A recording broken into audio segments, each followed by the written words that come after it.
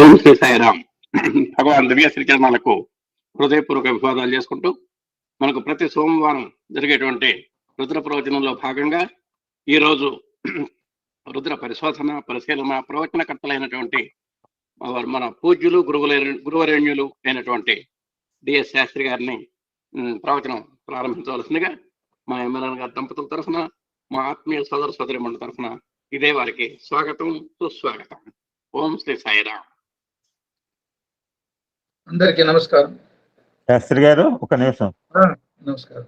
ఇంకా మనం లోపలికి పోలేదు 4:1 ఇంకా అవును లేదు పోలేదు సార్. బట్ ఎన్నిసార్లు మేము 4:1 ప్రస్తావన చేసుకున్నాం తెలుసా? లేదు సార్, మీ ముఖస్థితి చెప్పట్లేదు సార్. 4:1 లోపలి మనం మన బోర్డర్ చుట్టూనే జరుగుతున్నాము. బట్ ఎన్నిసార్లు అడగండి, నేను క్వశ్చన్ వేస్తా. ఎవరు హంసావతారం, ఎవరు హంసావతారం ఏం కోరుకుంటాడు అడగండి సార్. వెళ్దాం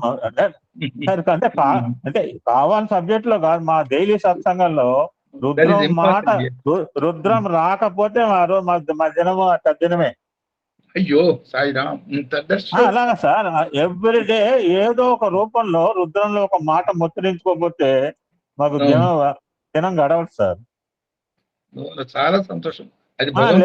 అంటే you are injecting like that into the each cell and cell of the entire universe. వీళ్ళు 56 మంది గురించి మాట్లాడలేదు. యూట్యూబ్ లో ఎంతో మంది వింటారు సార్, ఇవాళ కాదు రేపు వింటారు సార్. ఇప్పుడు మనం పుస్తకం వేస్తామా లేదా ఇదంతా ఇప్పుడు యూట్యూబ్ లో ఉందంటే శాశ్వతం సార్. అది అదృష్టం సార్. మేము అదృష్టవంతులు, మీరు అదృష్టవంతులు.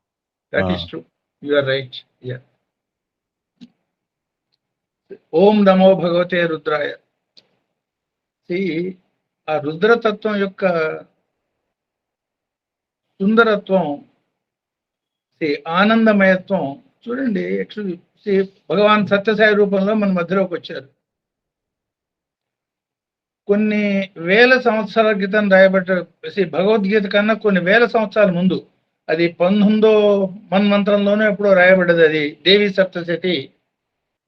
మార్కండేయ మహర్షి అనేక తరాలు అనేక యుగాలు చూసిన మార్కండేయ మహర్షి అందులో చెప్తాడు తత్వాన్ని గురించి. దేవానాం కార్యసిద్ధ్యర్థం ఆవిర్భవతి సా యదా ఉత్పన్నేతి తథాలోకే సాన్నిధ్యాప్యవధీయతే. సా అంటే నిరాకార తత్వము, నిరాకార పరతత్వమే సా. ఆ సా అనేక రూపాల్లో సందర్భానుసారంగా మన మధ్యలోకి వస్తూ ఉంటుంది. అనేక అవతారాలు వస్తాయి. అంశ అవతారాలు అంటాం, పూర్ణ అవతారాలు అంటాం, దశ అవతారాలు అంటాం, కారణ అవతారాలు అంటాం. స్వామి చెప్పింది మనమంతా అవతారాలే అన్నారు. కానీ ఈ ప్రత్యేకమైనటువంటి ఈ సాంబ శివతత్వం, అంబతో కూడిన శివతత్వం, అదే సోమతత్వం, సహ ఉమాతత్వం మన మధ్యలోకి సాయిశ్వరుడుగా రావటం ఎంత చాలా విశేషమైనటువంటి ప్రక్రియ. అసలు అయిపోయినాక మనకి ఏమీ తెలియకుండా పుట్టి ఈ మధ్యలో స్వామి అనుబంధం ఏర్పడుతున్న తర్వాత ఒకటి ఆలోచిస్తుంటే అది ఎక్కడెక్కడ ఈ లింకులు అని అనిపిస్తుంది. ఇప్పుడు ఆ సాతత్వం చూడండి. సాయిరామ్ అంటాం, రాముడు కలిసిపోయింది. సాయి కృష్ణ, సాయి శంభు, సాయి శివ, సాయి ఈశ్వర అంటే ఆ సా అనేది పాలల్లో నీళ్ళకి దేంతోనే కలిసిపోయే తత్వం. అది అసలు సిసలైన నిరాకార తత్వం. అది ఆత్మ రూపంలో మిగతా అందరూ రామ, కృష్ణ, పరబ్రహ్మ, పరతత్వం ఈ అనేక రూపాలు వచ్చిన కేవలం సా ఆయి రామ, ఆ నిరాకార పరతత్వం తల్లి తండ్రి రూపంలో వచ్చినటువంటి సహజ సిద్ధమైన సోమతత్వాన్ని అంటే సహ ఉమతత్వాన్ని అనుభవించాం. కాబట్టి మనం యాక్చువల్గా ఈ రుద్రాన్ని వాళ్ళు ఆస్వాదించగలుగుతున్నాం. లేకపోయేటట్టయితే రుద్రాన్ని ఆస్వాదించడం అంత సింపుల్ విషయం కాదు. చాలా సులభమైందే, చాలా జటిలమైంది కూడా. ఆ తత్వాన్ని నిజంగా మనం అనుభవించేటట్టు చేయగలిగిన స్వామికి నమస్కారాలు. అంతకన్నా మనం ఏమీ చేయలేం. శరణాగత భావంతో మనం ఎంతవరకు వీలైతే అంతవరకు తెలుసుకునే ప్రయత్నం చేద్దాం. ఇది it's only a tip of an iceberg. మనం మాట్లాడుకుంటున్నది ఇంకా అందులో ఎంత అఖండమైన తత్వం దాగున్నదో మనకి తెలియదు. ఒక్కొక్క మాట స్వామి ఒక్కొక్క సందర్భంలో చెప్తున్నప్పుడు అవి మనకి అనుభవంలోకి వస్తూ ఉంటాయి, ఓహో అనిపిస్తూ ఉంటుంది. సో ఈ 4వ అనువాకంలో మొదటి మంత్రంలోనే ఇవాళ 1, 2 మంత్రాలు సమన్వయంగా మనం అర్థం చేసుకోవాల్సిన అవసరం ఉన్నది. ఆ 2 మంత్రాలు కలిపి తెలుసుకునే ప్రయత్నం చేద్దాం. ఈ 2 మంత్రాలు కూడా 2 నామాలతో ఉన్న మంత్రాలు, ద్వినామ మంత్రాలు. అంటే ద్వంద్వాలని అతిక్రమించే విషయాన్ని అంశావతారైనటువంటి దూర్వాస మహర్షికి చాలా కోపిష్టి అని పేరు. అది కోపం కాదు, సంపూర్ణ మన్యు స్వరూపం. ఆయనకి ఎట్లాంటి మహానుభావులకి కోపం ఉండదు. కోపంలాగా కనపడే ఆ మన్యుతత్వం అనుక్షణం, అంటే తీవ్రమైనటువంటి ధార్మిక దృఢ సంకల్పం ఉన్నానే, ఆ ధార్మిక దృఢ సంకల్పం ఆయన చూస్తుంటేనే ఎదుటివాడికి భయంతో కాళ్ళు చేతులు జలధరించిపోయే పరిస్థితిగా ఉంటుంది. కారణం నేను గంట సేపు బట్టి అదే పరిస్థితుల్లో మా వాళ్ళకి అర్థమైపోయింది, చాలా కోపంగా ఉన్నాను అనిపిస్తుంది. కోపం కాదు సార్, అది కోపం కాదు, వాళ్ళ మీద నాకేం కోపం అంటే ఎందుకు కోపం ఉంటుంది? కోపం ఉండదు. ధార్మిక ఆ మన్యుతత్వం. ఎందుకంటే తండ్రి పిల్లవాడు స్కూల్కి పోకుండా టైం వేస్ట్ చేస్తుంటే వ్యక్తం చేసే కోపమే తప్ప కోపం లాంటిది కనపడుతుంది. అందులో ప్రధానమైన ధ్యేయం ఏమిటంటే తిరిగి ఆ పట్టాలెక్కించాలి, సరైన మార్గంలో ప్రయాణం చేయాలి, చేరవలసిన గమ్యం చేరాలి, దానికోసం అనే తాపత్రయం స్వామిలో మనకి ఎంత కనపడుతూ ఉండేదో మనకి అనుభవంలో. సో ఈ మంత్రాల్లో కూడా ఈ 2 నామాలు ఉన్నటువంటి ఈ మంత్రాల్లో అంశం అవతారని చెప్పినటువంటి ఈ మంత్రాలన్నింటిలో కూడా ఈ లక్షణం మనకి అనుక్షణం కనపడుతూ ఉంటుంది. సో ఈ మొట్టమొదటి మంత్రమే ఆ వ్యాధినేభ్యో వియుధ్యంతిభ్యశ్చవో నమః. ఇందులో 2 ఉన్నాయి, ఆ వ్యాధినేభ్యో వియుధ్యంతిభ్య. ఈ రెండిటికి ప్రత్యేకమైనటువంటి అర్థాలు విడివిడిగా చెప్పాల్సిన అవసరం లేనంత దగ్గరగా ఒకే అర్థం ఉన్న పదాలు అన్నట్టుగా కూడా అనుకోవచ్చు. ఆ వ్యాధినేభ్యం అంటే ఏమిటి? చాలా నేర్పుగా అన్ని దిక్కుల నుంచి ఏమాత్రం ఊహకి అందని విధానంగా బాణప్రయోగం చేసేవాడా. వివిధ్యంతిభ్య అంటే ఏమిటి? చిత్ర విచిత్రమైన రీతిలో బాణప్రయోగం చేసేవాడా. ఈ రెండిటికీ అర్థం ఒకే మాదిరిగా ఉంటుంది.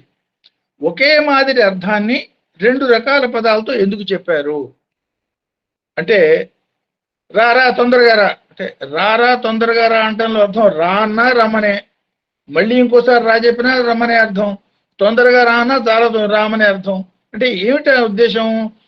ఇందులో అత్యంత ప్రాధాన్యమైనటువంటి విషయాన్ని ఆ 3వ అనువాకంలో ఏదైతే జన్మాంతర సంస్కారాల పరమైనటువంటి కర్మ, దాని యొక్క ఫలితాలు ఎట్లా ఉంటాయో ఒకసారి చూశారు కదా. తొందరపడకండి, ఆ బాణపు దెబ్బ తగలక ముందే జాగ్రత్త పడండి అన్న ఆతురత ఆ దూర్వాస మహర్షిలో ఎంత కనపడుతుందో మనకి చూడండి. ఆ మంత్రం చెప్పడంలోనే 2కి మామూలుగా లౌకికంగా మనం అర్థం చేసుకునేటట్టయితే 2 ఒకటే అర్థం. ఆ వ్యాధినేభ్యో వియుధ్యంతిభ్య. ఏముంది అందులో ప్రత్యేకమైన అర్థం ఏమున్నది? చిత్ర విచిత్రమైన రీతిలో బాణాలు వేసేవాడా, అత్యంత నైపుణ్యంగా అన్ని దిక్కుల నుంచి కొట్టేవాడా. చివరికి బాణం వేయటమే కదా. ఏమిటా చెప్పడంలో అంతరార్థం అంటే, పైకి కనపడుతున్నటువంటి ఈ మామూలు మాటలో ఉన్నటువంటి ఆ ఋషి హృదయంలో ఉన్న అంతరార్థాన్ని మనం గమనించేటట్టయితే, అరే కర్మవశమైన జీవుల్లారా, త్రిగుణాత్మకమైన ప్రపంచంలో ఈ ద్వంద్వాలకు లోబడి పుట్టి ఉన్నాము. ఈ 3 గుణాలతో ఉన్నటువంటి లక్షణాలు సంపూర్ణంగా ఉన్న మానవ జన్మకి మాత్రమే మోక్షం పొందే అధికారం ఉన్నది. ఆ మాట మర్చిపోయినారా? ఆ రుద్ర బాణపు దెబ్బలు తగులుతూనే ఉంటాయి, మర్చిపోమోకండి. కాబట్టి తొందరపడండి, సాధనలో పురోగతి చెంది పొందవలసిన గమ్యాన్ని పొందండి అన్న ఆతురతని ఆ మంత్ర పరంగా చెప్పినటువంటి ఆ 2 మాటల్లో మనం గమనించవచ్చు. దీనికి ఏ రకమైనటువంటి వ్యాఖ్యానం మనం చెప్పేదానికి, ఒక తల్లి పిల్లవాడిని గురించి, వాడు ఇబ్బంది పడుతున్న పిల్లవాడు గురించో లేకపోతే దేనికో చిక్కుకున్న పిల్లవాడు గురించో చాలా ఆతురతగా ఎట్లా వాటిని బయటపడేయాలన్న తత్వానికి ఏ రకమైన భాష్యమో మనం చెప్పలేం. ఆ తల్లి కళ్ళలో కనపడుతూ ఉంటుంది, ప్రతి శరీరంలో నుండి ప్రతి అవయవంలో కనపడుతూ ఉంటుంది, భావాల్లో కనపడుతూ ఉంటుంది. అది భగవంతుడికి మాత్రమే తెలిపే ఒక ప్రత్యేకమైన ఆతురత భావన ఈ మంత్రాల్లో మనకు కనపడటం మనం చూడొచ్చు. ఆ 2వ మంత్రం కనుక చూసేటైతే ఉగణాభ్య తృగుణహోతిభ్యశ్చవో నమః. మామూలుగా అర్థం చూస్తే వాటి అర్థం కూడా అంతే. ఉగణాభ్య, ఉగణాభ్య అంటే ఏమిటి? ఊతో మొదలైనటువంటి గణాల యొక్క సమూహం. ఉమా, చండి, కాళి, చండి, సప్తమాతృక, ఈ మహత్తరమైనటువంటి ఉగ్రమూర్తులైనటువంటి శక్తుల పరమైనటువంటి ఆ శక్తి తత్వాన్ని అందులో ఊ అనే పదంతో చెప్తున్నాడు. ఊ గణ అంటే ఊతో స్టార్ట్ అయిన అనేక గణాలు, ఉత్కృష్ట గణాలు అంటే అత్యంత శక్తివంతమైనవి. ఆ శక్తిని మాతృపరంగా చూసావా, సంతోషం, ఏ రకమైన ఇబ్బంది లేదు. క్రూర దృష్టితో చూసావా, చాలా ప్రమాదం సుమా. అదే అమృతం మరుక్షణంలోనే విషం అయ్యే అవకాశం ఉంటుంది. ఆ దృష్టి దోషానికి ఏమాత్రం లోనుగా మోక అన్న సంకేతాన్ని ఉగణాభ్య తృగుహోతిభ్యశ్చవో నమః. ఆ తృగుహోతిభ్యశ్చ కూడా మామూలుగా అర్థం చేసుకుంటే అత్యంత ఉగ్రస్త్రీ దేవతామూర్తి స్వరూపంలో ఉన్నవాడా. సో కొంచెం లోతుగా దీన్ని తృగుహ అనే మాటని కనుక అర్థం చేసుకుంటే, తృగుం హంత్య, తృగుం హతి అన్నది తృగుం హంత్య అంటే ఒక పెద్ద ముక్కలో నుంచి, ఒక కట్టెలో నుంచి తుంపు చేసి రెండుగా చేసి ఒకదాన్ని అవతల పడేయటం. అంటే ఒక పెద్ద ఒక తాన్లో నుంచి ఒక ముక్క చించటం, ఒక పెద్ద దానిలో నుంచి ఒక చిన్న ముక్కని వేరు చేయటం, అట్లా అర్థం చేసుకోవచ్చు. తృగుం హంత్య. దీన్ని మామూలుగా అన్వయం చేసుకునేటైతే కుదరదు. మానవుడి యొక్క తత్వానికి దీన్ని అన్వయం చేసుకునేటట్టయితే రుద్రం మానవుడిని అంతకుముందు చెప్పిన మంత్రంలో నమస్సోభ్యాయచ 8వ అనువాకంలో మళ్ళీ వస్తుంది. శోభ్య అంటే ఏమిటి? సహ ఉభ. సహ ఉభ అంటే 2 లక్షణాలు గలవాడా, అంటే మంచి చెడు, పాపం పుణ్యం, పొడుగు, ఈ అన్ని రకాల ద్వంద్వాలతో ఉన్నవాడా. అంటే ఈ మంత్రాలన్నీ ద్వంద్వ మంత్రాలే. అందులో ఏమిటి ఇందులో సూచన? దేన్ని తుంచాలో దాన్ని తుంచి, దేన్ని ఉంచుకోవాలో దాన్ని ఉంచుకునే నైపుణ్యం నీకున్నదే. ఉంటే పురోగతి పొందుతావు, లేకపోతే తిరోగతిలో పడతావు. జాగ్రత్త సుమా. చూడటానికి మామూలుగా అర్థం చెప్తామంటే అందులో మామూలు అంతకన్నా విశేషం ఏమీ లేదు. కానీ దాని లోపలికి పోయే కనుక మనం గమనించి చూసేటట్టయితే తృగుం హంత్య అన్న పదాన్ని మంచి చెడు రెండు ఉంటుంది. స్వామి చక్కటి ఎగ్జాంపుల్ చెప్పారు. కాల్లో ముళ్ళు గుచ్చుకుంది, ఆ ముళ్ళు గుచ్చుకునేదానికి, ఆ ముళ్ళుని తీసేదానికి మనం ఏం చేసాం? ఇంకొక షార్ప్గా ఉన్న ముళ్ళుని, సూదిని తీసుకొచ్చాం. ఆ సూది సహాయంతో ముళ్ళుని తీసాం. ఈ ముళ్ళు మనకి తీసేదానికి సూది సహాయపడింది కదా అని సూదిని శరీరంలో గుచ్చుకోలే. సూదితో ముళ్ళు తీసినాక ముళ్ళుని సూదిని పక్కన పడేసాం. ఆ మాదిరిగా నువ్వు జీవితాన్ని గడిపేదానికి రెడీగా ఉన్నావా? మంచి చెడులు ద్వంద్వంతో పుట్టావు, ద్వంద్వ ప్రపంచంలో పుట్టావు, త్రిగుణాత్మకమైన ప్రపంచంలో పుట్టావు. సో ఈ ప్రపంచంలో మంచి చెడులు రెండూ గమనించి, చెడును తుంచేదానికి మంచిని ఉపయోగించి, తర్వాత మంచికి కూడా బానిస కాకుండా ఉండిపోయే స్థితిగా తామరాకు మీద నీటి పొట్టల్లే బతికేదానికి, జీవన విధానాన్ని గడిపేదానికి రెడీగా ఉన్నావా అన్న సందేశాన్ని మొట్టమొదటి మంత్రద్వయంలోనే దూర్వాస మహర్షి, అంశావతారమైన దూర్వాస మహర్షి మనకి తెలపటంగా దీన్ని మనం తీసుకోవచ్చు. ఇక తర్వాత ఉన్నవి ఏమిటి? ముందు నమస్కారం, వెనక నమస్కారం. లయబద్ధమైన జీవితంలో ఈ ముఖ్యమైన సూచనలు ఉండాలి. నమః నమః 2 నమఃలతో చెప్పబడ్డ మంత్ర అనువాకాల్లో ఇదే చిట్ట చివరి అనువాకం. అంటే ఉభయతో నమస్కార మంత్రాలు. ఉభయతో నమస్కార మంత్రాలు అంటే యాక్చువల్లీ ఈ నమస్కార మంత్రాలని నమః ఇది యజ్ఞ అని ఒక సూచన ఉన్నది. అంటే ఏమిటి? నమస్కార పూర్వకమైన ఈ మంత్రాన్ని మనం అనుకోవటం, చదువుకోవటం, వినటం ఇవన్నీ కూడా యజ్ఞంతో సమానము. యజ్ఞం అంటే త్యాగ కర్మ. త్యాగేనేకే అమృతత్వ మానస. సో త్యాగం కాబట్టి ఆ అమృతత్వాన్ని పొందేదానికి మార్గదర్శకంగా చెప్పబడ్డటువంటి ఈ నమస్కారయుత మంత్రాల్లో ఈ మాదిరి వివరాలు, ఈ భావాల్ని ఆ మహర్షి చొప్పించి చూడటం మనకి చూడొచ్చు. సో ఈ రెండిటికి కూడా ఈ మంత్రాల యొక్క పూర్వాపర స్థితి కనుక మనం ఊహించేటట్టయితే, ఆ రోజుల్లో అడవుల్లో ఏదైనా బిల్ల దంపతులు, ఎందుకని ఒక మంత్రంలో ఆడ అంటున్నాం, ఇంకో మంత్రంలో బాణాలు వేసేది అంటున్నాం. బిల్ల దంపతులు భార్యతో సహా వచ్చిన బిల్ల యువకుడు ఎవరన్నా ఈ బాణాలు అది వేయటం ఒక సాధారణమైనటువంటి ఒక దృశ్యం. దానికి అనూహ్యమైనటువంటి ఆ రుద్ర మంత్ర దర్శనంగా, బాణయుతమైన రుద్ర మంత్ర దర్శనంగా మహర్షి దర్శించారేమో. సో ఈ మంత్రం సాధారణ అర్థం కనుక చూసేటట్టయితే చాలా నేర్పుతో ఏ దిక్కు నుంచి అయినా కొట్టే బాణం వేయగలిగిన సమర్థుడైన రుద్ర, స్త్రీ పురుష రూపాల్లో అనేక బాణాన్ని ప్రయోగం చేసే సమర్థుడైన నీకు నా నమస్కారాన్ని శరణాగతిని తెలుపుకుంటున్నాను అని. సో దీన్ని అంతరార్థపరంగా మనం చూసేటట్టయితే స్త్రీ పురుష తత్వాలు రెండు చెప్పబడుతున్నాయి మొట్టమొదటి మంత్రంలోనే. భగవతత్వాన్ని రెండిటికి అతీతంగా గుర్తించు. స్వామి చెప్పిన మాట ఒకసారి మనం గుర్తు చేసుకున్నట్టయితే, నా స్త్రీ నా పురుష నా నపుంస అని దేనికి నా చెప్పారు. నీ కుటుంబ సభ్యుడు కాదు, దేవుడు కాదు, మానవుడు కాదు. ఏమిటంటే సత్య అహం సత్యబోధక అని చెప్పిన మాట ఒకసారి స్వామి చెప్పిన మాట గుర్తు చేసుకోండి. అంటే భగవతత్వానికి లింగాతీతమైన విధానంగా భగవతత్వాన్ని గుర్తించడం నేర్చుకో. సో ఆ లింగాతీత తత్వాన్ని దీనికి మనం ఏం చేస్తాం, ప్రపంచం అంతా అనేక రకాలైన లిమిటేషన్స్ తో ఉంటుంది. ఈ లిమిటేషన్స్ తో ఉన్న ప్రపంచంలో నువ్వు ఉన్నావు కాబట్టి అన్నీ నీకు లిమిటెడ్ గా అనిపించవచ్చు. ఈ లిమిటెడ్ దృష్టి నుంచి అన్లిమిటెడ్ స్థితికి పోయేదానికి ప్రయత్నం చేయటమే ప్రపంచ అతీత స్థితి. ఆ స్థితికి పోయేదానికి భావనాపరంగా భావనతో సృష్టించబడ్డ ప్రపంచంలో మనం ఉన్నాం కాబట్టి భావననే ఉపయోగించి, అంటే ములుని ములుతో తీసినట్టుగా భావననే ఉపయోగించి ఈ ప్రపంచ అతీత స్థితిని పొందేదానికి ప్రయత్నం చెయ్యి. ఆ చేయటంలోనే నీకు లక్ష్యం నెరవేరే అవకాశం ఉన్నది, ఇతరత్ర కాదు అన్న సంకేతాన్ని మొట్టమొదటి 4వ అనువాకంలో 2 మంత్రాల్లో మహర్షి దుర్వాస మహర్షి మనకి ఇండికేట్ చేయటంగా ఈ మంత్రాల్ని మనం అర్థం చేసుకోవచ్చు. అర్ధనారీశ్వర తత్వం, లేదు ప్రకృతి పురుషతత్వం, లేదు గణ ఉగణ. ఏమిటి గణం ఏమిటి ఉగణం ఆ పరంగా ఈ మంత్రాలు ఉన్నటువంటి, లేదు శివమాయ, శివుడు శివమాయ. 1 2 ఒకటే 2 అయింది, కానీ 1కి 1 కలిపి 2 అయింది.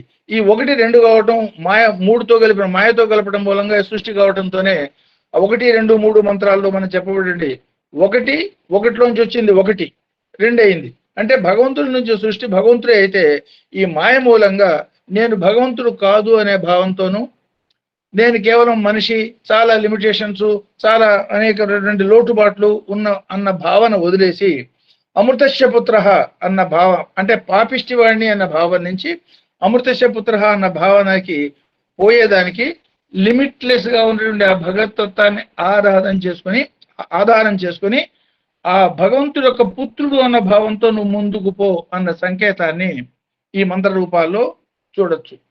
మొట్టమొదట మనకి ఈ 6 ఇందులో అరిషడ్వర్గపరమైన మిత్రషడ్వర్గపరమైన 2 భావనలు వ్యక్తం కూడా ఎదురు అవుతాయి. ఎందువల్ల సాధనాపరంగా ఈ ఈ ద్వంద్వాల్లో మంచి చెడు అనే 2 అనగానే, చెడు అనేది ఏమన్నా మన ఆయుర్దాయాన్ని తగ్గించే లక్షణాలు వేటికి అవుతున్నాయో వాటిని చెడు అన్నారు. మన ఆయుర్దాయాన్ని పెంచే లక్షణాలు ఉన్న వాటికి ఏమన్నా మంచి అన్నారు తప్ప, ఈ మంచి చెడులకి 2 అతీతమైన భగవంతుడి తత్వానికి పోయినప్పుడు ఈ 2 దాటిపోతావు. అరిషడ్వర్గ పరంగానే ఉన్న ఆయుర్దాయాన్ని తొందరగా క్షీణింపజేసుకుంటూ మృత్యు వైపు చాలా వేగంగా ప్రయాణం చేసేటట్టయితే, మిత్ర షడ్వర్గ పరంగా ఆయుర్దాయాన్ని పెంచుకుంటూ ఉండే అవకాశం ఉన్నా కూడా అమృతత్వాన్ని పొందేదానికి సాధనగా అన్నప్పుడు దాన్ని కూడా నువ్వు వదలాల్సి ఉంటుంది. అంటే మంచి చెడులకి, ద్వంద్వాలకి, స్త్రీ పురుష తత్వాలకి అతీతమైనటువంటి తత్వం భగవతత్వము, అది మనకి గమ్యము అన్న మాటని మహర్షి చెప్పటం, నైపుణ్యంగా చెప్పటం ఇందులో మనం చూడొచ్చు. సో ఈ 4వ అనువాకంలో యొక్క ప్రాధాన్యతని మనం ఆల్రెడీ అర్థం చేసుకున్నాం. 3వ అనువాకంలో 7 మంత్రాల్లో కర్మ ఫలితంగా కలిగే చర్య ప్రతిచర్య పరమైనటువంటి ఫలితాల్ని మనకి చెప్పారు. ఆ చెప్పిన విధానం కూడా ఏమిటి, సంచిత ఆగామి ప్రారబ్ధ రూపాల్లో, అంటే మనం చేసుకున్న కర్మే. ఒకసారి ఆ స్టోర్లో బియ్యం, పొయ్యి మీద ఉన్న బియ్యం, అట్లాగే వంట వడ్డించబడ్డటువంటి అన్నం పరంగా గుర్తు చేసుకునేటట్టయితే సంచిత ఆగామి ప్రారబ్ధ కర్మలే ఏ రూపంలో వస్తాయి, మనకి మళ్ళీ 3 రూపాల్లో వస్తాయి. అది భౌతిక, మన భౌతిక శరీరానికి ఇబ్బంది కలిగించే విధానంగా, అంటే భౌతికమైనటువంటి ప్రకృతిలో భౌతిక రూపాల్లో ఉన్నటువంటి ఇతర జంతుజాలాల మూలంగా, ఒక పాము గరిచింది, ఒక తేలు గరిచింది, లేదేదో పోతున్నప్పుడు ఒక ఇబ్బంది కలిగింది, ఆ మాదిరిగా. సో ఆ భౌతిక సర్పాదులు, క్రిమికీటకాదులు అట్లాంటి వాటి వల్ల కలిగే ఇబ్బందుల రూపంలోను, అది భౌతిక రూపంలోను, అది ఆత్మిక రూపంలో. మనం అనేక రకాల కర్మలు, భౌతికమైన మానసిక కర్మలు చేసి ఒక ఆత్మని వెంట పెట్టుకొని ఒక శరీరాన్ని ధరించి భూమిలోకి వచ్చాం. సో శరీరం ధరించి వచ్చాం కాబట్టి అన్ని శరీరాలు చూడటానికి ఒకే మాదిరిగా ఉన్నాయి, అన్ని తలకాయలు చూడటానికి ఒకే మాదిరిగా ఉన్నాయి. కానీ ఆ తలకాయలో ఉన్న ఆలోచనలు మాత్రం వేరువేరుగా ఉన్నాయి. ఈ తలకాయల వెనకాల ఉన్న సంస్కారాలు కూడా వేరువేరుగా ఉంటాయి. చూడటానికి ఒకే ఆకారంలో ఉన్న ఆకారాల వెనకాల ఉన్న సంస్కారాల బట్టి ఈ శరీరాలని రకరకాల రూపాల్లో వచ్చినాయి కాబట్టి అవి తెచ్చుకున్న కర్మల పరమైనటువంటి కొన్ని ఇబ్బందులు ఉంటాయి. ఏమిటి కొంతమందికి మానసికమైన ఇబ్బందులు ఉంటాయి, కొంతమందికి శారీరకమైన ఇబ్బందులు ఉంటాయి, కొందరికి రెండూ ఉంటాయి. సో అనేక రకాలైన కర్మపరమైనటువంటి ఇబ్బందుల మూలంగా సాధన చేసేదానికి అననుకూలమైనటువంటి స్థితులు, లేదు ప్రత్యేకంగా సానుకూలమైన స్థితులు, రెండు రకాలుగా కలిగే స్థితులు మనకు కలగచ్చు. ఇవన్నీ కూడా ఆత్మికమైనవి అని తెలుసుకో. మూడో పరంగా మనకి ఎట్లా అవచ్చు, అది దైవికం. సడన్ గా ఏదైనా జరగచ్చు. ఫర్ ఎగ్జాంపుల్ అనూహ్యమైనటువంటి ఎండలు, ఎల్నినో ఏదో సంథింగ్ దే ఆర్ సేయింగ్, లేదు ఆ ప్రకృతి పరమైనటువంటి విపత్తులు, లేదు ఒక సునామీ, లేదు ఒక అనూహ్యమైన ఘటన, లేదు భూకంపం, ఇట్లాంటి రూపంలో కూడా జరగచ్చు. అది శారీరకంగా, అది భౌతికంగా, అది ఆత్మికంగా, అది దైవికంగా కలిగే ఈ మూడు రకాలైన పరములు గుర్తుపెట్టుకో. ఇవన్నీ ఎక్కడి నుంచో వచ్చినాయని అనుకోమోక. నువ్వు చేసిన పనుల యొక్క ఫలితమే భగవంతుడు కర్మఫల రూపంలో ఇస్తున్నాడు. ఇప్పుడు దీనికి ఒక్కసారి స్వామి చెప్పిన మాట ఒకసారి గుర్తు చేసుకోండి. పాప పుణ్యములనంగా పరదేశములు లేవు, తాను చేయు పనులు తగిలి ఉండు. ఇది స్వామి మనకి చెప్పిన మాట. మంచి చెడు అనేది అట్లాగే వేప గింజ పెట్టి మామిడి ఫలాన్ని పొందే ప్రయత్నం చేయటం, మామిడి గింజ పెట్టి వేప పండు పొందే ప్రయత్నం చేయడం సాధ్యం కాదు. అంటే వెనక జన్మల్లో ఏదో ఒక రూపంలో, అనేక రూపాల్లో మనం చేసిన కర్మల యొక్క ఫలితం ఈ మాదిరిగా ఆల్రెడీ వచ్చి ఉన్నది కాబట్టి ఇప్పుడు నువ్వు చేయవలసింది ఏమిటి? కర్మలు ఎటు అనుభవించాలి, అనుభవించక తప్పదు. ఎందుకు ఈ ప్రయత్నం, ఈ రుద్రం, ఈ భగవంతుడు, ఈ స్వామి, ఇవన్నీ మనకేం అవసరం, అనుభవిస్తూ ఉండం, పోతూ ఉన్నాం. అట్లా కాదు సుమా. వాటిని తప్పుకునే మార్గాన్ని కూడా అత్యంత దయతో ప్రేమపూర్వకంగా భగవంతుడే చెప్పాడు. ఆ చెప్పిన మాటల్ని మీరు అర్థం చేసుకోండి అన్న మహర్షి, మళ్ళీ ఇందులో దూర్వాస మహర్షి మానవుడిగా మనకి ఏం చెప్తున్నాడండి ఇందులో, ఇవన్నీ కూడా మనస్సు మీదే ప్రభావితం చూపిస్తే కాబట్టి ఆ మనస్సుని స్థిరం చేసుకునే ప్రయత్నం నువ్వు చేసేటట్టయితే వీటిని అధిగమించవచ్చు. సాధన ద్వారా మాత్రమే మనసు స్థిరమవుతుంది తప్ప ఒట్టి మాటలతో కాదు. సో అందువల్ల సాధనా పరంగా నువ్వు ఇప్పుడు సపోజ్ ఒక బాధ కలిగింది, ఈ బాధ మనం ఎట్లా అనుభవిస్తాం? ముందు మనసులో అనుభవిస్తాం. ఒట్టి శరీరానికి బాధ అనేది ప్రత్యేకంగా ఏమీ ఉండదు. సో అంటే కోమాలో ఉన్న వ్యక్తి అనేక రకాలైన వాడి కత్తి పెట్టి కోసినా వాడికి బాధ ప్రత్యేకంగా తెలియదు, ఎందుకు ఆల్రెడీ కోమాలో ఉన్నాడు. అట్లా కోమాలో ఉన్న వ్యక్తి ఏ మాదిరిగా, లేదు మత్తు మందుతో ఇంజెక్షన్ చేసినప్పుడు బాధ తెలియకుండా ఉన్నట్టుగా ఇప్పుడు మనస్సుని స్వాధీనం చేసుకునే దానికి సాధన ఒకటే తప్ప వెనక జన్మల కర్మలు ఫలాలు మనస్సుకి ఎక్కువ అంటవు. ఎందుకని? వెనక జన్మల్లో చేసిన కర్మలు అనుభవించేదానికి ఏతన ఒక శరీరం ఆల్రెడీ మనకు వచ్చి ఉన్నది. ఆ శరీరంతో దాన్ని పడుతూ ఉంటాం. ఈ పడుతున్న దాన్ని మనస్సుతో అధిగమించే ప్రయత్నం చేయటమే తప్ప శారీరకంగా తప్పుకోలేని పరిస్థితి ఉండొచ్చు. శారీరకంగా తప్పుకోలేకపోయినా మనస్సు ద్వారా దాన్ని అధిగమించే ప్రయత్నం నువ్వు చేసేటట్టయితే ఆ మార్గంలో ఈ బాధలు క్రమక్రమంగా నీ నుంచి దూరం అయిపోయే అవకాశం ఉంటుంది అన్న సంకేతాన్ని మహర్షి, దూర్వాస మహర్షి ఈ మంత్రంలో మనకి చెప్తున్నారు. అంటే మనస్సుని స్థిరం చేసుకునే దానికి ఆయన చెప్తున్న విధానం ఏమిటంటే, విశ్వం అంతా కూడా భగవంతుడి యొక్క సృష్టి, అందులో సందేహం లేదు. కానీ ఈ సృష్టి అనేది దేనికోసం ఇచ్చాడు? ఈ సృష్టి అనేది it's like A play ground. Play ground is meant to play and come out. ఆట ఆడుకునేదానికి ఉన్నటువంటి ఆ ప్లే గ్రౌండ్, బ్రిడ్జ్ మీద ఇల్లు కట్టేదానికి వీలు లేదు. ఇల్లు కట్టి బ్రిడ్జ్ మీద కాపురం చేయలేము. బ్రిడ్జ్ అనేది only for a passing purpose. యువతల నుంచి అవతలికి దాటిపోయేదానికి ఆ బ్రిడ్జ్ కట్టబడింది తప్ప దాని మీద నివాసం చేసేదానికి కాదు. అట్లా ఈ ప్రపంచం అనేది ఒక బ్రిడ్జ్ లాగా, స్ప్రింగ్ బోర్డు లాగా మన నెక్స్ట్ లెవెల్కి పోయేదానికి ఒక పరీక్షా కేంద్రంగా మనకు వచ్చింది. కాబట్టి అది గుర్తు పెట్టుకుని ఇది స్థిర నివాసం ఏర్పరచుకునేది కాదు అన్న భావంతో కొత్త కొత్త లింకులు మనం పెంచుకుంటూ పోకుండా లవ్ అండ్ లీవ్, ప్రపంచాన్ని ప్రేమించి తీరాలి. కారణం అది భగవంతుడి యొక్క సృష్టి. సో దాని మూలంగానే నువ్వు పురోగతి పొందుతున్నావు, దాని మూలంగానే ఆ స్ప్రింగ్ బోర్డు ఉండటం మూలంగానే దీనిలోంచి జంప్ చేసి నువ్వు బయటికి పోగలుగుతున్నావు. కాబట్టి నీకు అత్యంత ఉపయోగకరంగా ఉన్న ఈ ప్రపంచాన్ని ప్రేమించు, కానీ ఆ బంధంలో తగులుకోమోక. Love and leave.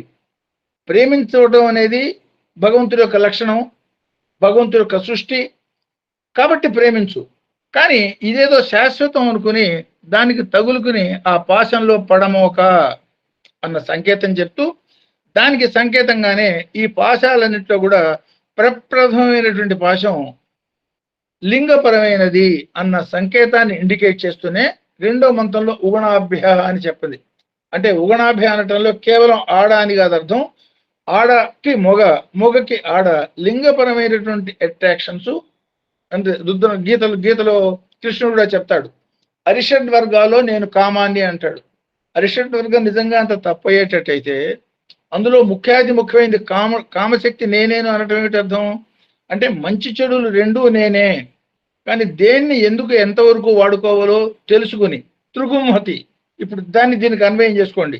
అంటే దేన్ని ఎంతవరకు వాడాలో దాన్ని అంతవరకు వాడుకుని అక్కర్లేని దాన్ని కట్ చేసి రెండింటిని పురోగతికి వాడుకుంటున్నావా? అంతకుముందు ఒక ఎగ్జాంపుల్ చెప్పాను, ఏమిటిది? స్టీమ్ ఇంజన్ రోజుల్లో క్రాంక్ షాఫ్ట్ ముందుకి వెనక్కి తిరుగుతూనే ఉంటుంది. షాఫ్ట్ ముందుకు పోయినా చక్రం ముందుకు పోతుంది, షాఫ్ట్ వెనక్కి పోయినా చక్రం ముందుకే పోతుంది. ఆ పరంగా నీ జీవితంలో జరిగే మంచి చెడులని రెండింటినీ కూడా నీ పురోగతికి వాడుకునే విధానంగా నీ జీవన విధానం ఉన్నదా అన్న ప్రశ్న దుర్వాస మహర్షి ఈ మంత్రపరంగా సాధకులందరినీ వేస్తున్నారు అని అనుకోవచ్చు. సో అంటే అంటే పాచగతుడు కాకుండా ప్రేమించడం కానీ బంధించబడుకునే విధానంగా జీవితాన్ని చేర్చడంలో సో అంటే కామాన్ని నిగ్రహించుకోవాల్సిన అవసరం ఉన్నది. ఈ పరంగా ఒకసారి షిరిడి సాయి అవతారంలో జరిగిన ఒక సంఘటన ఒకసారి గుర్తించుకోండి. స్వామి దర్శనానికి అనేక మంది భక్తులు వస్తారు. అందులో ఆ ముస్లిం కింగ్స్ రాజవంశానికి సంబంధించిన ఆడవాళ్ళు కూడా కొంతమంది వస్తారు. ఆ పరదా తొలగి చాలా అందంగా ఉన్న ఆడపిల్ల మొహం కనబడి ఓ భక్తుడు కొంచెం సిగ్గుపడి అయ్యో ఈమెను చూశానే, ఇట్లా ఆడపిల్ల చూశానన్న ఏ రకమైన నెగిటివ్ భావన, స్వార్థ చింతన కలకపోయినా చూశానే అన్న భావన కొంచెం సిగ్గుతో తల ఉంచుకొని స్వామి దగ్గరికి వచ్చి ఏమిటి పని చేశానన్న భావన కలిగితే ఆ మాటలు ఎవరు ఎక్స్ప్రెస్ చేయరు. ఆవిడే ఎక్స్ప్రెస్ చేయదు, ఆ భక్తుడు ఎక్స్ప్రెస్ చేయడు. స్వామి సర్వాంతర్యామి కాబట్టి ఆ సందర్భంలో స్వామి చెప్పిన మాట,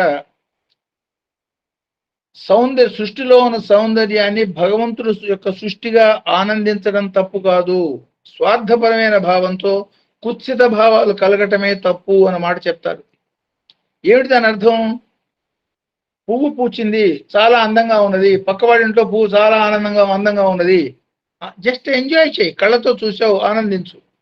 దాన్ని పట్టుకొచ్చి దాని పీకి మా ఇంట్లో పెట్టుకోవాలి, ఆ మాదిరి భావన తప్పు. అందమైన ఆడ లేదా అందమైన మగ లేదా ఒక అందమైన జంతువు చూసావు, సంతోషించు, కానీ దాన్ని ఏదో సొంతం చేసుకోవాలి అన్న దురదృష్టకరమైన భావన మూలంగా బంధించబడమోక.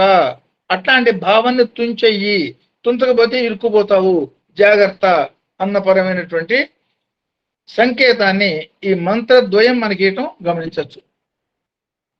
సో ఈ మొట్టమొదటి ఈ ధనుర్బాణ వివరాల్ని ఈ వెనక అనువాకంలో చెప్పుకున్న వాటితో సమన్వయం చేసి కనుక మనం అర్థం చేసుకునేటట్టయితే ఈ భావాలు మనకు వస్తాయి. సంఖ్యాపరంగా మనం చూసినా కూడా అరిషడ్ వర్గాలని, మిత్రషడ్ వర్గాలని, ఈ రెండు ద్వంద్వాలని ఈ రెండింటి ఇందులో చూడటం మొదటిసారి మనం గమనిస్తున్నాం. అంటే ఇందులో సంకేతం ఏమిటి?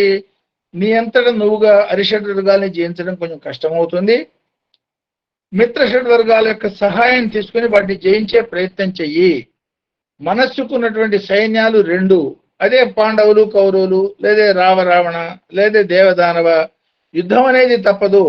యుద్ధంలో జయం పొందాలంటే నువ్వు ఏ పక్షాన ఉన్నావు, మిత్ర షడ్వర్గాన్ని నీ పక్షాన పెట్టుకుని ఆత్మముఖంగా పోయేటట్టయితే జయం అట్లా పొందొచ్చు.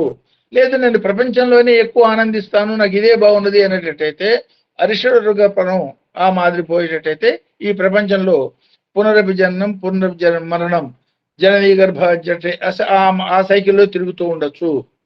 అంటే సైక్లిక్ పాత్లోనే ఉన్న మళ్ళీ మళ్ళీ పుట్టడం, మళ్ళీ మళ్ళీ చావటం అనే ప్రపంచం పరిభ్రమణ, ఈ చక్రాకృతి సైక్లిక్ సో సైక్లిక్ అప్రోచ్ నుంచి తప్పుకుని నువ్వు పైకి పోయేదానికి సరైనటువంటి నీ శరీర నిర్మాణాన్ని నీకు ఏర్పాటు చేయబడ్డది.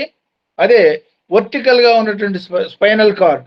ఈ వర్టెబ్రల్ కాలం స్ట్రైట్ గా సాధనకు అనుకూలంగా 5 వేళ్ళు కూడా దేనికది విడివిడిగా పంచభూతాత్మకమైనటువంటి ప్రపంచంలో నువ్వు సంపూర్ణమైనటువంటి పూర్ణమైనటువంటి శరీర అవయవాలతో పుట్టావు. కాబట్టి ఈ సద్వినియోగం చేసుకుని శక్తిని పైకి పంపించే ప్రయత్నం చేసి ఊర్ధముఖంగా ప్రయాణం చేసే ప్రయత్నం చేసి సాధనలో షట్చక్రం అంటే రుద్రగంధి దాకా పోయి ఆ ప్రయత్నం చేస్తావా, లేదు కింద పడే ప్రయత్నం చేస్తావా?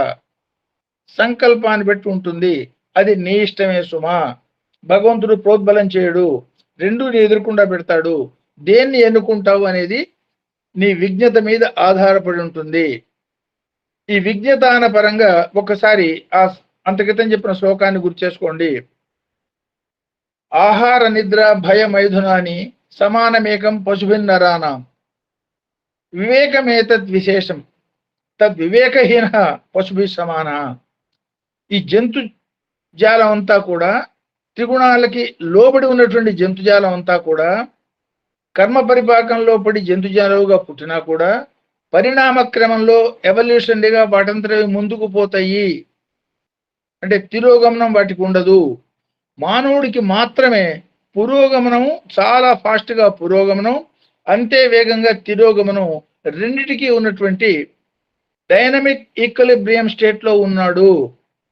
ఆ డైనమిక్ ఈక్విలిబ్రియం స్టేట్లో శోభ్యుడిగా పుట్టావు, త్రిగుణ స్వరమైన మానవుడిగా పుట్టావు. కాబట్టి కింద పడుతూ ఉన్నా బ్యాలెన్స్ మెయింటైన్ చేయాలి, పైకి పోతూ ఉన్నా బ్యాలెన్స్ మెయింటైన్ చేయాలి.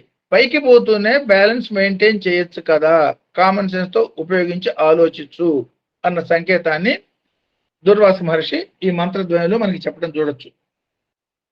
సో ఇక్కడ రుద్రుణ్ణి మొగ ఆడ అనే తేడా లేకుండా లింగాతీతమైనటువంటి శక్తిగా చూడటంలో అంతరార్థాన్ని ముందు మనం అర్థం చేసుకునే దానికి ఆ లింగపరమైనటువంటి ఆకర్షణల బారిని పడకపోతేనే ఇది అర్థమవుతుంది. ఆకర్షణ పడేటట్టయితే నేను చాలా గొప్పవాడిని, నేను చాలా అందమైన ఆడదాన్ని, లేదు నేను చాలా సో ఈ భావనలలో ఏమిటి, వాళ్ళకి వాళ్ళు లిమిటేషన్ చేసుకోకుండా ఈ రెండిటికి అతీతమైన శక్తిగా ముందు భగవంతుడిని భావించడం నేర్చుకో. సో ఈ ఈ ఈ ఈ మాదిరిగా ఈ ఉగణ అనే పదాన్ని త్రిగుణ పరంగా ఆలోచించేటట్టయితే మనకు ఒక ప్రత్యేకత గోచరిస్తుంది. అంతకుముందు ఒకసారి చెప్పుకున్నాం కూడా, రుద్రతత్వాన్ని 4 విధానాలుగా మనం చెప్పుకుంటాం. భోగేచ గౌరీ రూపేణ, అన్ని రకాల సుఖాలు సంతోషాలు వగైరా వగైరా పొందేదానికి భగవంతుడి యొక్క తత్వమే గౌరీ రూపంలో ఉంటుందిట. అరుణాన్ కరుణా తరంగితాక్షి, అంటే అరుణ అంటే భగవంతుడి యొక్క కరుణే అరుణ రూపంలో మనకి వ్యక్తం అవుతుంది. లలితా సహస్రనామంలో చెప్పే అరుణాం కరుణా తరంగితాక్షి అంటే అరుణ రూపంలో వ్యక్తమైనటువంటి భగవంతుడి యొక్క శక్తి అంటే ఏమిటి, భగవంతుడి యొక్క కరుణ శక్తి రూపంలో మనకి వ్యక్తం అవటమే. అందువల్లనే భగవంతుడి యొక్క తత్వాన్ని ఒకే నాణం యొక్క 2 పక్కల అని అనుకోవడంలో ఉద్దేశం అది. సో దీన్నే ఇంకొక సందర్భంలో ఇంకొక మాటగా చెప్పుకున్నాం. అది దేవతలందరూ కూడా దేవదానవ యుద్ధం తర్వాత దేవతలు గెలవటం, రాక్షసులు ఓడిపోయి పారిపోవటం, దాని తర్వాత వీళ్ళు చాలా గర్వంతో నేను కాబట్టి గెలిచాను. అగ్నిహోత్రుడు మిగతా దేవతలు అందరూ యుద్ధం చేశారు, కానీ వాళ్ళందరికన్నా నేను ఆగ్నేయాస్త్రం వగైరా వగైరా వేసి ఆ రాక్షసుని మట్టుపెట్టి నాశనం చేశాను అనటంలో వాయుదేవుడు నో నో నో, నేను సహాయం చేసి వాయు రూపంలో చేశాను కాబట్టి నువ్వు చేయగలిగావు, కానీ లేకపోతే నీకు సాధ్యం అవుతుందే, వాయువు లేకుండా అగ్ని మండుతుందే. ఈ మాదిరి సంభాషణ నేను గొప్ప అంటే నేను గొప్ప అన్న పరంగా వాళ్ళు మాట్లాడుకుంటున్నప్పుడు వీళ్ళంతా దేవతలు, పరిపాలన చేయవలసిన వాళ్ళు, మానవులకి ఆదర్శంగా ఉండవలసిన వాళ్ళు. వీళ్ళు ఈ మాదిరిగా అదే భూసులు కూడా ఆ మాదిరిగా ఆదర్శంగా ఉండాల్సిన వాళ్ళు. దాన్నే బ్రాహ్మలు అంటారు. షిరిడి అవతారంలో చెప్పిన మాట ఒకసారి గుర్తు చేసుకోండి. బ్రాహ్మలు గతి తప్పితే దేశం చెడుతుంది. ఏమిటి దాని అర్థం? బుర్ర ఎవరికైతే చెడిపోతుందో వాడు శరీరం పతనం అవుతుంది. Master gland pituitary gland master gland పనిచేయటం మానేసేటట్టయితే శరీరంలో మిగతా అన్ని ఆటోమేటిక్గా సిద్ధమైపోతాయి. సో బుద్ధిగత జీవుడు బుద్ధి లేకుండా జీవించడం మొదలు పెట్టేటట్టయితే ఆ సంఘానికి లేదు, ఆ జాతికి పతనం తప్పదు అన్న సంకేతమే ఈ చాతుర్వర్ణ్యంలో బ్రాహ్మణ యొక్క స్థితి. సో ఈ అట్లాంటి మానవులందరికీ సృష్టి మొత్తానికి ఆదర్శంగా ఉండాల్సిన జ్యోతిర్మయ స్వరూపులు వీళ్ళకే ఈ మాదిరిగా జరిగింది. వీళ్ళకి బుద్ధి చెబుదాం అనే ఉద్దేశంతో యక్షుడి రూపంలో వాళ్ళ మధ్యలోకి వస్తాడు భగవంతుడు. వాళ్ళల్లో మీలో ఎవరు గొప్పగా యుద్ధం చేశారు అనేది కదా ఇప్పుడు మీకు సందేశం. మీ యొక్క శక్తిని ప్రదర్శించి చూపించేటట్టయితే మీకే అర్థమవుతుంది మీలో ఎవరు ఎక్కువ గొప్పవాళ్ళు అన్న మాట చెప్పి వాళ్ళ ముందు ఒక గడ్డి వాళ్ళని చూడండి. ఆయన తేజోమయ స్వరూపాన్ని చూడంగానే ఈ దేవతలందరూ అప్పటిదాకా వాళ్ళు చేస్తున్న వాగ్వాదం మర్చిపోయి ఒక నమస్కారపూర్వకంగా శరణాగత భావం పొందుతారు. స్వామి మన దగ్గరికి రాగానే చూడండి మనకి తెలియకుండానే నమస్కారం పెట్టేస్తాం. ఏమిటి దాని అర్థం? ఆ శక్తి ముందు విశ్వమంతా దాసోహం అనవలసిందే. అది అవతారం. ఈ అవతారం యొక్క ప్రత్యేకత ఏమిటంటే మనకి పూర్ణత్వానికి ఇచ్చేదానికి వచ్చినటువంటి అవతారం ఇది. ఏ అవతారం అయినా వాళ్ళు వచ్చిన పని పూర్ణం చేసుకుని వెళ్ళిపోతారు. కానీ ఈ జ్ఞాన అవతారాల యొక్క ప్రత్యేకత ఏమిటంటే సాధారణ ఈ అంశావతారాలు, మనమందరం అంశావతారాలం. ఈ అంశావతారాలకి పూర్ణత్వం ఇచ్చేదానికి వచ్చినటువంటి అవతారం ఇది సంపూర్ణ అవతారం. సో ఆ పరంగా స్వామి భగవంతుడిగా దేవతల మీద కరుణ కలిగి ఆయన చేసిన పని ఏమిటి? వాడి దగ్గర గడ్డి పరక వాడి ముందు పెట్టి అగ్నిని దాన్ని కాల్చమంటాడు. విశ్వ ప్రయత్నం చేసి తన శక్తి అంతా ఉపయోగించి కూడా అగ్ని పరకని కాల్చలేకపోతాడు. ఓహో నా శక్తి ఇంతేనా అని అప్పుడు తన యొక్క లిమిటేషన్స్ అర్థమై సైలెంట్ అయిపోతాడు. వాయువు దాన్ని ఎగరగొట్టలేకపోతాడు.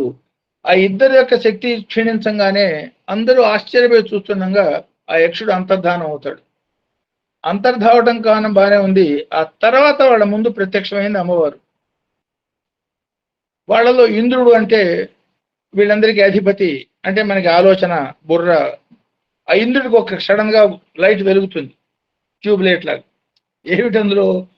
అరే అంతటి శక్తివంతుడైన జ్యోతిర్మయ స్వరూపుడు ఎవడో వచ్చాడు. గడ్డి పరకను కూడా మనం కదల్చలేకపోయిన పరిస్థితి అయితే గమనించాము. ఆయన వెళ్తూనే ఈ శక్తి ఎవరో వచ్చింది, ఈవిడ్ని పట్టుకుంటే మనకి రహస్యం తెలుస్తుంది అని కాళ్ళు పట్టుకుని ప్రార్థన చేస్తాడు. ఆవిడ చెప్తుంది ఆ భగవంతుడి యొక్క కరుణే అరుణ రూపంలో నేను వచ్చాను. సో ఆ వచ్చినవాడు ఎవరో కాదు, సదాశివుడు సుమా.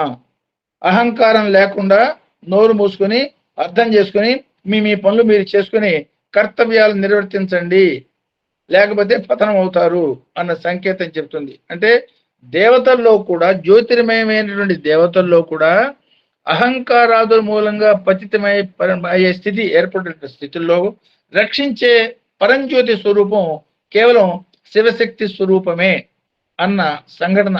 సో దాన్నే అరుణ అంటే అమ్మవారి పరంగా, మాతృపరంగా నువ్వు దగ్గరికి పోయినావా సంతోషమే, ఇతర మార్గంలో ఇతర పరంగా నువ్వు ఆలోచన చేశావా దెబ్బతింటావు అన్న సంకేతాన్ని అంశావతారైనటువంటి మహర్షి ఇందులో మనకి ఇస్తున్నాడు. సో భోగేచ గౌరీ రూపేణ భగవంతుడి యొక్క 4 రూపాల్లో సుఖము, సంతోషము, ఆనందము, కరుణ ఇట్లాంటివి కలిగించేదానికి ఆయన యొక్క రూపం, ఆయన రూపమే గౌరీ రూపం అవుతుంది. సంగమే దుర్గ రూపేషు, యుద్ధం చేస్తున్నావు, ఎంతటి దుర్గమమైనటువంటి స్థితి అయినా సరే సంపూర్ణంగా నాశనం చేసే శక్తి దుర్గమమైనటువంటి శక్తి దుర్గా. కాబట్టి ఆ శక్తి ముందు ఏదే నిలవలేదు. కాబట్టి యుద్ధం చేసే సమయంలో ఆయనే దుర్గ రూపంలో ఉంటాడు. కాబట్టి ఆయనతో ఎవరు యుద్ధం చేసి గెలవటం అనేది అసాధ్యము, తెలుసుకో. కోపేన కాళికావేశే, ఆయనకి యుగాంతం వచ్చింది, ఈ మొత్తం తనలో లీనం చేసుకోవాలని సంకల్పం కలిగింది, నీనా అనే తేడా లేదు, మొత్తం ఈ రూపాలన్నీ బ్రహ్మ విష్ణు మహేశ్వరాది రూపాలన్నీ కూడా ఆయనలో లిమ్ లీయతే గమ్ గమైతే పరంగా ఆయనలో లీనమైపోతాయి. ఆ స్వరూపమే కాళీ స్వరూపం, కాళస్వరూపం, కాలస్వరూపం. ఆ కాలతత్వంలో అన్ని తనలో కాలాగ్ని స్వరూపుడుగా అన్ని తనలో లయం చేసుకుంటాడు. ఈ మూడు తత్వాలు కాకుండా పుంరూపమే విష్ణు రూపంచ, ఈ విశ్వం అంతా కూడా ఆయన యొక్క వ్యాపక స్వరూపమైనటువంటి రూపము. ఈ సమస్త జంతుజాలాలతో సహా బ్రహ్మ విష్ణు మహేశ్వరాదులతో సహా కూడినటువంటి ఈ అనంతమైన సృష్టి మొత్తం పిపీలికాది బ్రహ్మ పర్యంతం అన్ని కూడా ఆయన యొక్క రూపాలే సుమా. అదే సోమతత్వము.